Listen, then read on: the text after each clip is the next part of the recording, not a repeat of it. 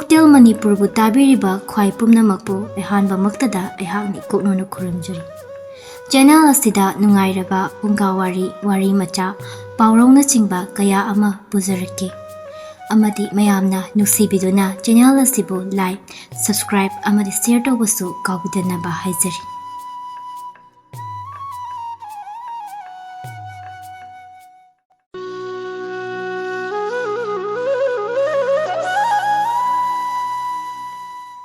Chauraba museum adugi hall mayai oirapna tampha amadi Arjun makhoi ani lepli. Museum adugi waldana amuksu khuthairaba kayana yektuna thamlamba lai kaya ningthina thetpa uri. Arjun amadi tampha makhoi ani asum yenglambadagi Arjun do magi he mamang oirapna lairiba ningthi zaraba Rajkumari amagi Ayekpa lai aduda hek mitaruri. Yektuna thamliba Rajkumari gi migyeng adu adukki matik marau lay. Hek yengba maktada karigumba ama haininglibagum hek isada phauhanba ngammi. Arjun yengna tamphada asumna hanglai. Tampha asigi mangduriba laise asibu kanano. Tampha Arjun gi wahang aduda noktuna asiro asidi mamangai chahi lising kaya gi mamangda aikhoi gi leibak asigi Rajkumari oiramba Rajkumari Chanulembini haine mase matamduda mayamdagi khwaidagi ningthisabini khwaidagi phazabini haina adubune amuksu haine mase khwaidagi maraibak thibi laibak thibini hainasu haine. Arjun hairakliba wahai aduda masa adu ngakpa khazik phawi. Hojiksu magi mifamdi hongdri adumak Ayekpa lai adugi saktamda yengduna lairi. Yengna su hairei. Ha kaino haise khwaidagi maraibak thibini haibadi kaino ai warise wakhal tadri. Tampha noktuna kaino Arjun nangbu sigumba thaini gi oiba warida kaya interest laita daine aduga kaino Ayekpa lai si uraga nangna yamna khangningba poidubo adagi mijumsda lai si su aina nangse pharaga purakpuga chamanarini haidi itomta sapado tanbagi. Arjun tamphana haribadu tadaba amakum Ayekpa lai aduda mityengdo adumak thamli mapukningdasu khaurangba langtaknabana asum henkalai asum khangninglai Rajkumari Chanulembigi warido yengnasu asumna surdu sangna hondoktuna hairei.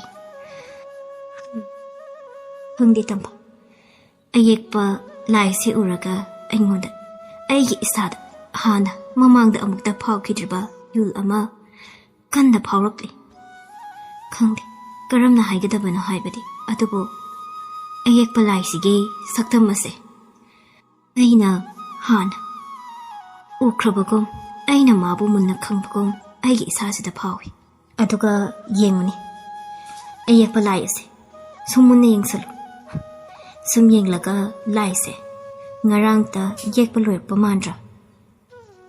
Tampha noktuna hino Arjun nangbu thetliba Ayekpa lai sigi saktam oiribi Rajkumari Chanulembida nusiba poklabo adubune simadi haibige heta jo Rajkumari Chanulembi se nangondagi yam halli. Arjun ingakna ha kaino nang haiduna. Tampha amukka hena khonjal adu thokna noktuna Arjun kaino nangbu ngawrabro asigi lai ase chahi lising kaya ki mamangda yektuna thamlamlabani.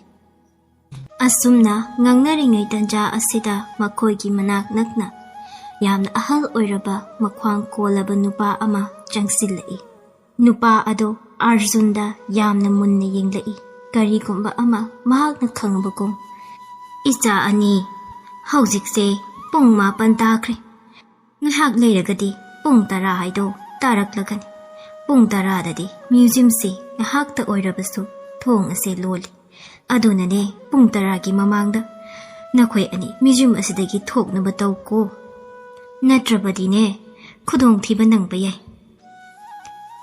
Aigi wase kauganu ko thaoidabasu tawganu. Phare phare. Ai chatlege. Chale. Wahai asi khak hairamduna ahal oiraba nupa adu amuksu soli tapna mafam adudagi thokri. Mahakna hek thokhibaga tampha amadi Arjun makhoi anido munne yengnei. Asum yengnarambadagi Arjunna asumna hairei. Aikhoigi matamse yam kuina leitre. Ado matam khra leiringai sida ai Rajkumari Chanulembigi maramda kharadi khangningi. Mahaki wafam adu tabada tamphana nokfet tawduna Arjungi tung oirapna leiriba sofa aduda miyeng thamlai. Yengna tampha chopa adugi manakta chungsenduna phamkhri. Arjunsu tung inaduna sofa aduda phamdarei. Tampha tablapna wari liba horai. Wari se chahi yamlaba chahi lising kayagi mamangi wari. Matam ado aikhoigi leibag ase ining thau paikhomana palingai matamgi warini. Matam aduda ining thau paikhomagi machanupa amakhak yaujara mamingna parihanba haina kawi. Asukpa umang amagi manungdani Rajkumar parihanba mahaki salgol aduga tawduna tumin lepli. Mahaki nakan oirapna amuksu mapaning thaugi mantri achanba ibohal magi manai aniga tawduna lepli. Rajkumar parihanbabu sangliba oira mali. Imbohal Rajkumar parihanbada yengduna asumna haizari. Rajkumar konungda hannaba tawbirasi. Matam asisu thengzillakli. Madugi mathakta ining thawna mafam asidagi hendokna chatpagi ayaba ado thambirakti. Wahai asida Rajkumar parihanba ado saurap tawna hairi. Mantri, aisu khangini. Aise angang natriko aduga masi amasu kaugano. Aise kuiraroi ningthau oirakadaba haibase.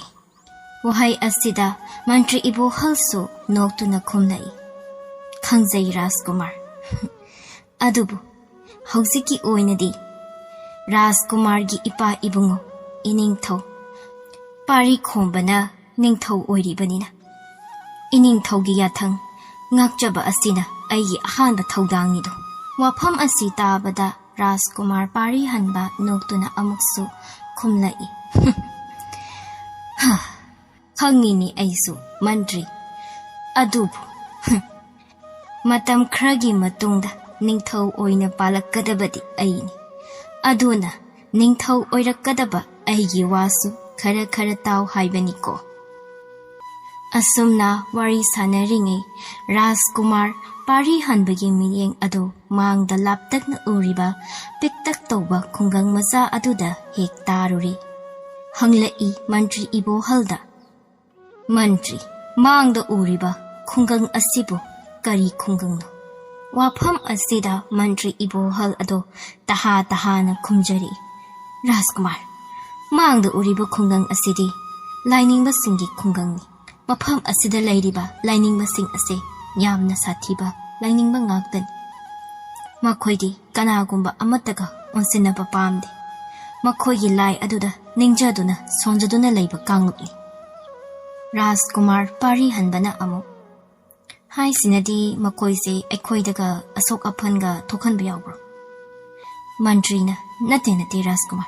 Rajkumar gi wakhal ado onari. Makoidi amaromda hairagadi yamna phaba kanglukni. Adubu karigumba makoidi sawhalluba thoklabadi makoigi asawba ado phathaba ngamdragadi khara adum pharakhra tagali haibani. Parihanbana amu. Adudi aisu makoiga amuktang unaduna moiga sakhang maikhang naba yai kaina. Matam khragi matungdadi aisu nintau haibadu oiraklagadi aigi lebak miyambu masak munna khangba haibadu mathau tarakani.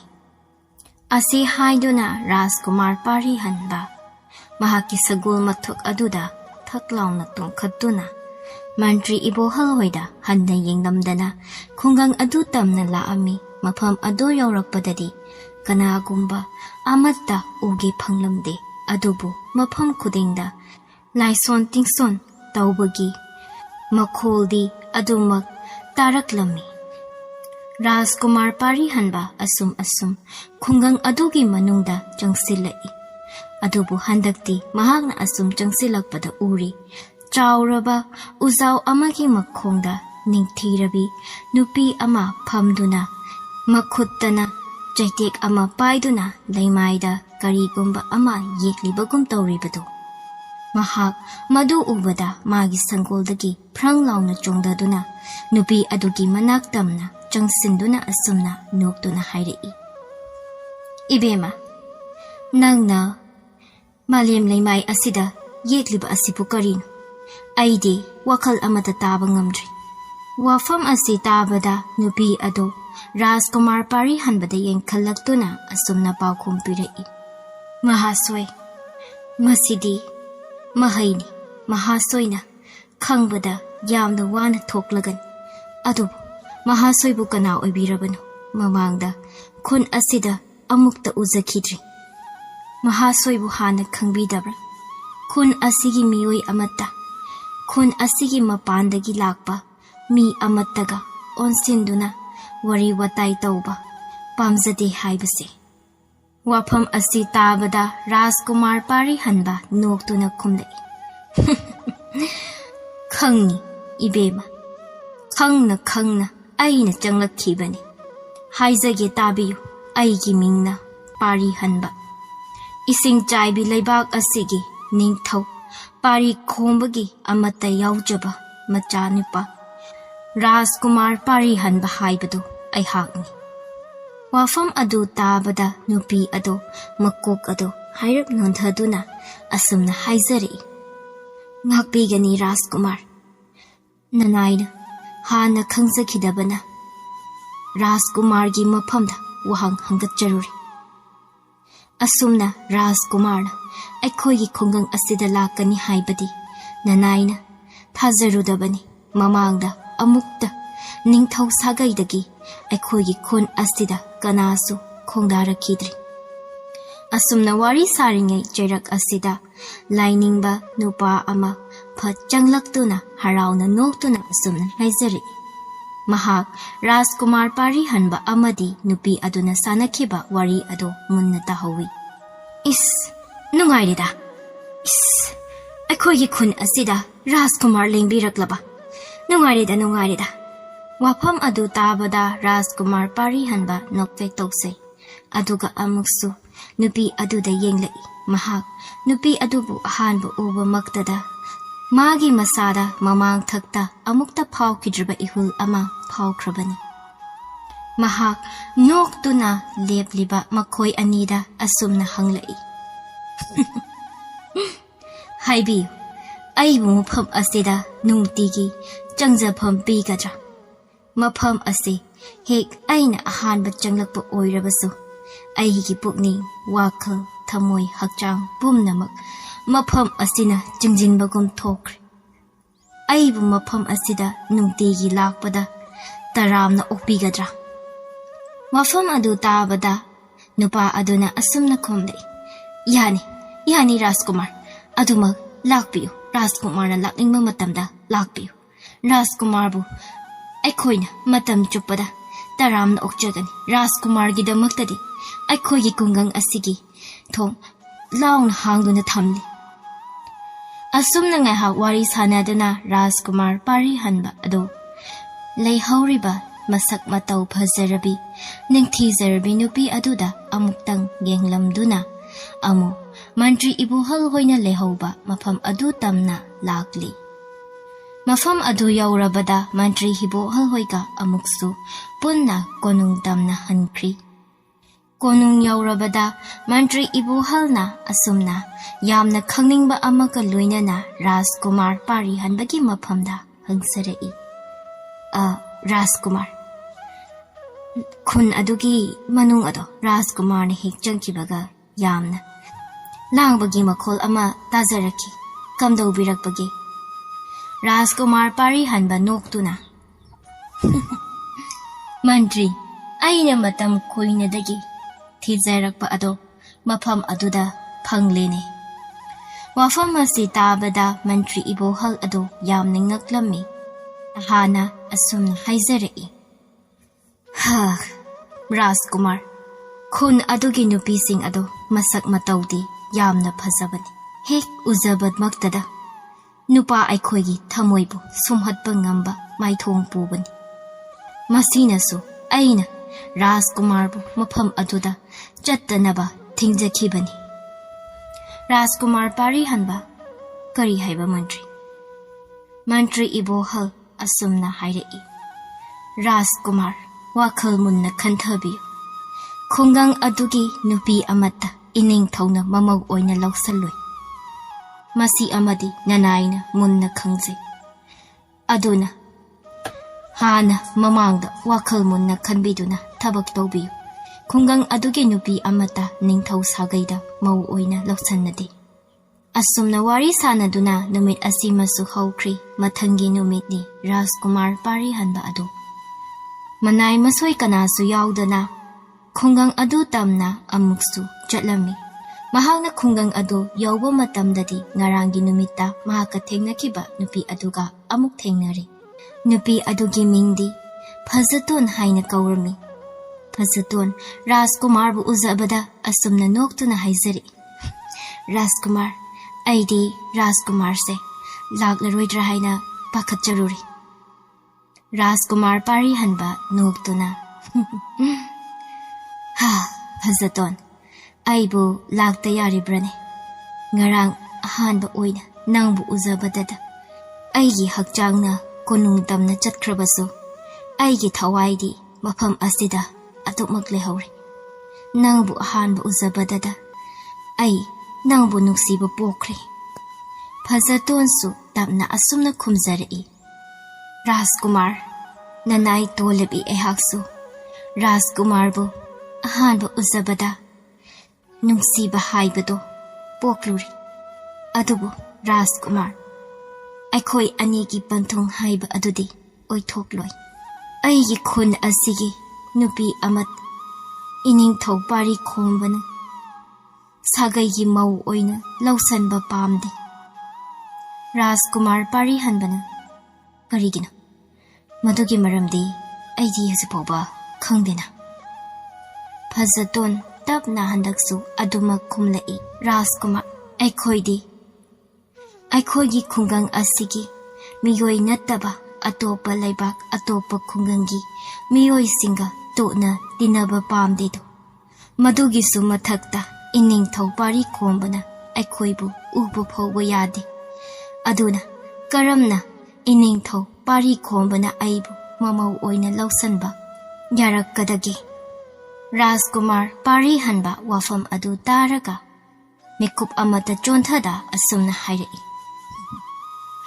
ꯐꯖꯇꯣꯟ, ꯏꯄꯥ ꯅꯤꯡꯊꯧꯅ ꯐꯅ ꯌꯥꯗ꯭ꯔꯕꯁꯨ ꯑꯩꯗꯤ ꯅꯪꯒꯤꯗꯃꯛ ꯑꯩꯒꯤ ꯄꯨꯟꯁꯤ ꯑꯁꯤꯅ ꯂꯩꯔꯤꯕ ꯃꯈꯩꯗꯤ ꯂꯦꯞꯀꯅꯤ꯫ ꯅꯪꯕꯨ ꯃꯤꯀꯨꯞ ꯑꯃꯠꯇ ꯑꯩꯅ ꯊꯥꯗꯣꯛꯂꯣꯏ꯫ ꯅꯪꯕꯨ ꯅꯨꯡꯉꯥꯏꯅ ꯊꯝꯒꯅꯤ꯫ ꯅꯪꯅ ꯏꯅꯥꯛꯇ ꯂꯩꯔꯕꯗꯤ ꯑꯩ ꯀꯔꯤꯁꯨ ꯄꯥꯝꯗꯦ꯫ ꯑꯩꯒꯤ ꯑꯣꯏꯕ ꯈꯨꯗꯤꯡꯃꯛ ꯅꯪꯕꯨ ꯐꯪꯒꯅꯤ ꯍꯥꯏꯔꯕꯗꯤ ꯊꯥꯗꯣꯛꯄ ꯉꯝꯒꯅꯤ꯫ ꯐꯖꯇꯣꯟ, ꯔꯥꯖꯀꯨꯃꯥꯔꯒꯤ ꯋꯥꯐꯝ ꯑꯁꯤꯕꯨ ꯑꯆꯨꯝꯕꯔꯥ? ꯄꯥꯔꯤ ꯍꯟꯕꯅ ꯑꯩ ꯅꯪꯒꯤꯗꯃꯛ ꯇꯧꯕ ꯉꯝꯂꯣꯏꯗꯕ ꯀꯔꯤꯁꯨ ꯂꯩꯇꯦ꯫ ꯐꯖꯇꯣꯟꯅ, ꯑꯁꯦꯡꯕ ꯔꯥꯖꯀꯨꯃꯥꯔꯒꯤ ꯈꯨꯕꯝ, ꯅꯤꯡꯊꯧꯒꯤ ꯈꯨꯕꯝ ꯄꯨꯝꯅꯃꯛꯄꯨ ꯑꯩꯒꯤꯗꯃꯛ ꯊꯥꯗꯣꯛꯄꯤꯕ ꯉꯝꯒꯗ꯭ꯔꯥ? ꯄꯥꯔꯤ ꯍꯟꯕꯅ, ꯄꯨꯝꯅꯃꯛ ꯅꯪꯒꯤꯅꯦꯕꯨ ꯍꯥꯏꯔꯕꯗꯤ ꯑꯩꯅ ꯇꯧꯕ ꯉꯝꯂꯣꯏꯗꯕ ꯀꯔꯤꯁꯨ ꯂꯩꯇ꯭ꯔꯦ꯫ ꯑꯁꯨꯝꯅ ꯅꯨꯃꯤꯠ ꯑꯁꯤꯗꯒꯤ ꯍꯧꯔꯒ ꯔꯥꯖꯀꯨꯃꯥꯔ ꯄꯥꯔꯤ ꯍꯟꯕ ꯑꯃꯗꯤ ꯐꯖꯇꯣꯟ ꯃꯈꯣꯏ ꯑꯅꯤꯗꯣ ꯌꯥꯝꯅ ꯅꯨꯡꯁꯤꯅꯕ ꯍꯥꯏꯕꯗꯨ ꯑꯣꯏꯔꯝꯃꯤ꯫ ꯑꯁꯨꯝꯅ ꯅꯨꯃꯤꯠ ꯑꯁꯤꯗꯒꯤ ꯔꯥꯖꯀꯨꯃꯥꯔ ꯄꯥꯔꯤ ꯍꯟꯕ ꯑꯃꯗꯤ ꯐꯖꯇꯣꯟ ꯃꯈꯣꯏ ꯑꯅꯤ ꯑꯗꯨ ꯌꯥꯝꯅ ꯅꯨꯡꯁꯤꯅꯕ ꯍꯥꯏꯕꯗꯨ ꯑꯣꯏꯔꯝꯃꯤ꯫ ꯅꯣꯡꯃ ꯅꯨꯃꯤꯠ ꯑꯃꯅꯤ ꯃꯈꯣꯏ ꯑꯅꯤꯅ ꯎꯅꯗꯨꯅ ꯂꯩꯔꯤꯉꯩ ꯇꯟꯖꯥ ꯑꯁꯤꯗ Phazatoni mapa ibungo chaurel ado makhoigi manakta laktuna asumna hairei. Rajkumar mapa aigi matam koinadagi chingnaduna laklaba ase ngasidi chumlamde. Adubu Rajkumar aigi icha ase Rajkumar gi ipa ibungo ining thaunadi mamau oina lausanba kaidaunungda khak pamloi. Wafam asi tabada Rajkumar pari hanbana asumna khumlai. Ipa ibungo aina Phazatonbu nungsibadi thamoi sengna amakpa amatta yauda nungsibani. Magidama aina tauba ngamloidaba karisu leite. Ipa ibungogi chingnaba ado koknaba aina mabu haujingma lohongduna aigi konungda puduna chatlagi. Asumna hainaduna Rajkumar pari hanba amadi Phazaton makhoi ani ado Phazatongi khunda leiba achauba laisang amada luhonglammi. Luhonglaba matung Rajkumar pari hanbana mahaki loinabi Phazatonbu puduna konung tamna laammi. Ningthau pari khomba machanipa Rajkumar pari hanbana nupi amaka loinaduna konung tamna changlakpadu ubada asumna hanglaklami. Rajkumar nupi ase kanano? Pari hanba mapagi wahang aduda ipaningthau mahak ase aigi taloini. Mahakpu aina luhongduna puraklabani. Mahak hauzikti aikhoigi sagai asigi mau oire. Machagi wafam adu tabada ningthau pari khomba sauna asumna hairi. Kari haibai ipagi ibungo. Nupi asi nang luhongduna puraklabani haiba. Nangi kari na tiklaidana nang na nupi asibu luhongduna aigi konung asida pusalaklibano. Nang hana khangdabra? Khun adugi nupi amatta aina ningthau sagai asigi mau oina lausanba pamde haibase. Makhoiga aikhoiga ngai sen oinaba yade haibase naha khangdabra? Haujingmak nupi ase khainaduna mahakbu konung asidagi chatlankho. Pari hanbana ipa ningthau nacha madu ngamzaroi. Aina mabu thadokpa haibadudi ai ngamloi. Machagi wadu taraga ningthau pari khomba hena asawu matau utuna asumna hairi. Aina nangbu aigi marup ningthau yai khombagi amatta yaujabi macha nupi irik khombaga luhongnaba haina singnaba loirabani. Ngasidagi numit ninigi matungda nangi luhongnaba semba saba pumnamak loirabani. Luhongba ase nang yagadabani. Karigumba aigi wa asigi mayokta nangna nupi asina heli haiduna lepkrabadi nangbu aina konung asidagi khudakta tanthokani. Konung asigi oiba hak amata nangonda aina piroi. Aigi icha Rajkumar leitre sikre haina aina leibak miyam pumba khangna sagol pawmi thaduna paw chilhankhani. Rajkumar pari hanba mapagi wa adu tabada masa ado ngakpana kham thengli. Ngaihak mikup ama tumin layuraga mahaki nakan oirapna leplibi Phazatonda yengduna asumna atapa khonjalda hairi. Phazaton nang aibu waraugan nang konung asidagi hankru. Aidi ipa ningthaugi yathang ase ngaktaba yadri. Mapur oibagi wadu tabada Phazaton milu animak pirang ihaurei. Asumna tapna su hairai. Karino Rajkumarna haibiriba wafam adubo nanai nupi aingonda wasakhibadudi kaubirabra aibu punsi chupa thadokpiroi haikiba ado wasak ado ngakpiraroi hairibra. Sakhiba wasak sing ado mikup asida pumnamak kaukhrabra. Pari hanbana amo kaudi ai wasak sing ado kauba leite. Aina su khanjaki aigi ipa ningthauna macha aigi apamba, aigi thamoigi apambabu khangbiduna, phana yaningdaba leirabasu, nangbu mamau oina lausanbigani haina, adubu aigi wakhal ado aranba oirami. Aidi thazarudabani, aigi ipaning thona macha aigi maphamda, asuk thina saukhini haibadi, aduga amana, aidi laibak asigi Rajkumarni, ipaning thogi mahut singadaba ayak khaktani. Aduna, aigi Rajkumar khubam asibu thadokpa yade. Aduna, nang hankro konung asidagi. Phazadon mapur oibada yama nungaitana yenglambadagi, mahaki mityeng ado asauba pendabana thumhatkri. Sauna asumna hairei. Phai, ai konung asidagi chatkini, amuk khanna konung maikai panglakloi. Adubu, aigi wasu tabiyu Rajkumar. Rajkumargi ani subi luinabi ado machanupi ama pokani. Macha piba kaidaunungda phangloi. Adubu amuksu haijagi tabiyu. Phangliba Rajkumargi isanupi ado magi manakta nupa oiba kana amata changba ngamloi. Karigumba hek changluba thoklabadi nupa ado masa matomta mahina chak thektuna khudakta thawai thagani. Maram asina poklakkadauriba Rajkumari adugi mapunsi ado punsi chuppa naitom hingba haido oigani. Asi hairamduna Phazatun ado yamna sauna konungdagi chatkri. Asumna matamdi asum haukibana numit ninisu hauzinkri. Rajkumar pari hanba amuk khanna luhongli. Matam khara hauzinkri. Nongma numit amani Rajkumar pari hanba ado itha thazadana ngasidi Phazatongi khungang tamna manai masen kana suloina rakta laklammi. Adubu mahakna lakpa matamdadi khungang ado angakpa phibam amada leiramdi. Leiriba yumsing adusu loina tekli kindari. Kanagumba miyoi amata leiramgani haiba thazadri. Asumna mahakna khungang adugi akoibado asum yenglingayda yamna ahal oiraba makwang konba nupa ama magi manakta nakna changsillaklibadu urei.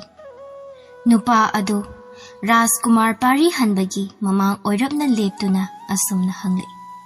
Ibungo, nangbu mafam asida kari tauba lakpano, kana oirabano nangbo. Pari hanbana. Ahan, ay, laibak asigi Rajkumar pari hanbani. Ay mafam asida, Phazatonbu unagi haiduna lakpani. Mahak, mafam asida leitrabra. Mahak karaida chatkre. Mana sakhiba maikai ado khanglabadi amukta haibiyu. Mahaki wafam aduda ahal oiraba nupa ado Rajkumar pari hanbada yamna munna ningamdana yenglaklammi. Aduga asumna thak thak niglaba khonjal amaga loinana hairei. Ibungo nangna hangliba Phazaton mahakti taibang paan ase thadokhiba kui. Mahak taibang paan asigi kumaising ase sanaba ware haira malini. Rajkumar pari hanba thairakliba wa adu tabada makok thakta chauraba nungdum amana nandarakpagum thokri. Masa pumba thak thak niglai khanghaudana lepliba khongpham adudagi khanghauda maning khasik khalli. Machindasu ngakna asumna tapna sonjay. Kari haiba. Aigi Phazatonbo. Aigi Phazatona aibu thadoktuna chakhraba. Aibu thadoktuna mana chakhrabadi. Ipa chaurelda karaida. Ahan, ipa chaureldi karaida laikre. Ahal aduna Rajkumar. Saureldi mahaki lainingba kanglup aduga punnu malem koiba chatkri aduga phajatondi aikhoi pumnamakpu thadoktuna chat madi Rajkumargi minamba nungsiba aduna maram oiduna masa ado khangba ngamda masana masa matomta chaitheng pizaduna mahak taibang pan ase thadokri aikhoi mayambu thadoktuna mahak chatkri pari hanba machinda tapna kari minamba nungsiba haiba ahan adusu kapladuna asumna haire Mani Rajkumar aina matam aduda taki Rajkumarna mahaku luhongduna konungda puki haiba aduga mabu amusu chatkro haina talaki haiba matugi ikaiba Rajkumargi minamba nungsiba aduna maram oiduna mahak numit kayani chada thaktana kada thong lonsinduna matomda leichaki kana amana kauba ngangbasu kumlakidi adobu nuhumadi aikhoi mayam changduna mahaki thong ado namgaiduna maagi kada changla adobu aikhoina changluba matamdadi phajatondo aibu wafam asibu karamna tamlasike asi haiduna ahal nupa ado wari makha taba ngamda hikna amuk kaptuna leithokri ngahak adumna kaplaga masa ado khara phadaraga asumna amuk hairi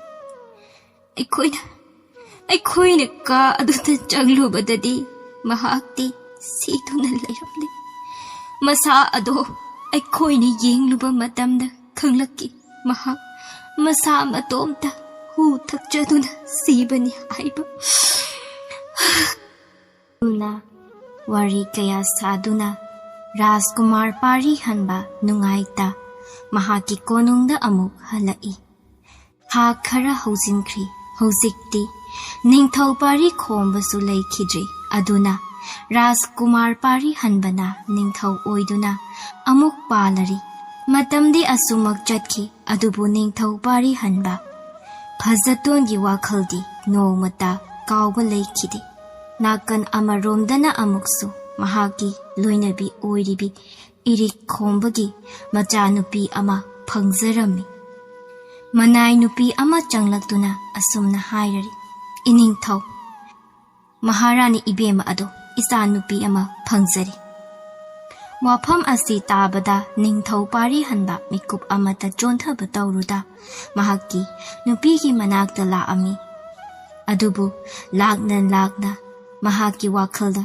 phajatonbu yamna ningsinglaki ningsinglaki phajatona konung adudagi chatlamdaida ningamdana hairamkiba wahaising ado ningthau pari hanba tapna changsinduna machanupibu pamkhatli nungsina yengjai asumna chahi kaya ama haujingkhri haujikti Rajkumari ado leisa mapung phare nongma numit amani thangnaba leibaki Rajkumar yangba ado Rajkumari chanu lembibu unagi haiduna ningthau pari hanbagi konung tamna laami ningthau pari hanba Rajkumar yangbada asumna hairaklami Rajkumar aigidi laibak phabani nahakna aigi ichanupiga luhongjagi haiba ado mapa aina ayaba pirabani aduga aigi ichanupiga unagi haiba adugisu mapa aina ayaba pire asumna hainaduna Rajkumar yangba ado Rajkumari chanu lembibu unaba laami adubu Rajkumari chanu lembigi manakhe yaubagadi Rajkumar yangba ado masa pumba maina chakthektuna kudakta mafam adumaktada thawai thakirami pau asi khudakta ningthau pari hanbagi laibaktada nattana malim sinba thungna sarasan kirami tampha adu wari liba loirakpada Arjunda asumna hairi nimit adudagi Rajkumari chanu lengbigi punsida Kanagumba amattana magi manakta changnaknaba hotnakhide. Naitom hingba punsi haibado adumak oiduna lenki. Asi haiduna tamphana amuksu hairi. Wari loirisida lao thoknaba tawrasi. Arjunna nang thoom ai ngahak lehokki aduga thoklagi.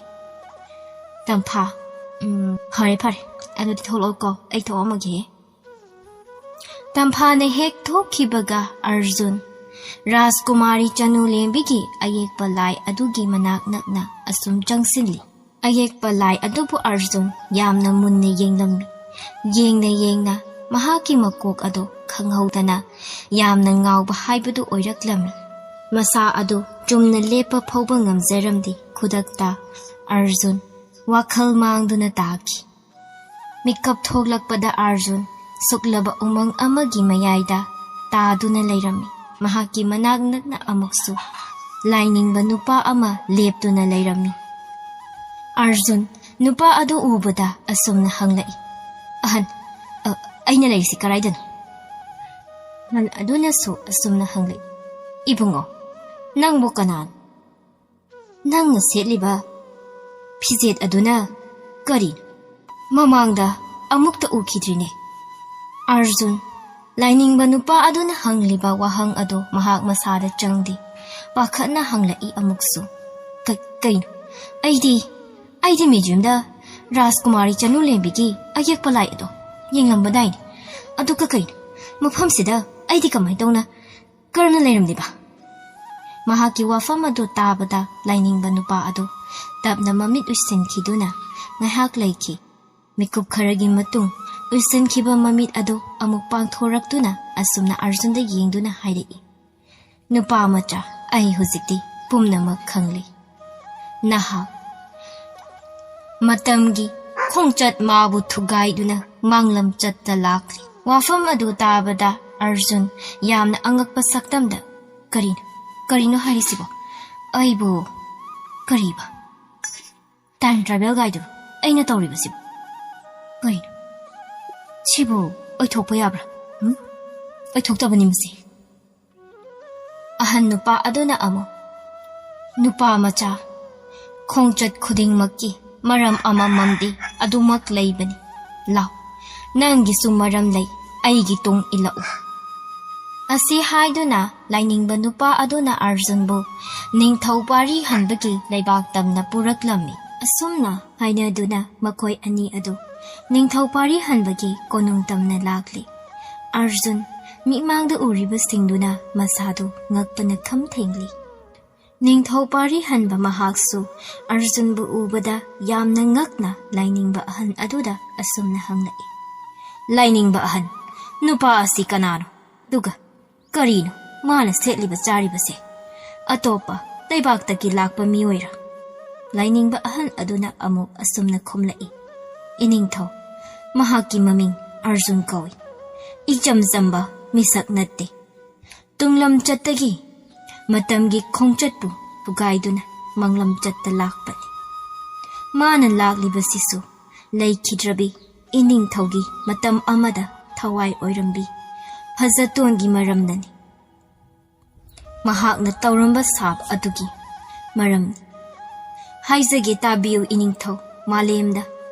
Tangna thokpa thawdok amakhakni aikhoigi malem ima asiga tha mahaka ka hena naksinaba numitni. Numit asida aikhoigi leibak asigi awangi jidaida pat ama numidangi matamda pung kharagi oina thoi. Pat ado kanagumba amana taraina uge phangde maramdi pat ado laigi patni. Adubu pat ado amuksu tunglam chattagi Manglam chatta matamgi khongchat phuthugaidu laklaba mioi amanadi taraina ugani. Mioi ado atai kana natte nupa asini.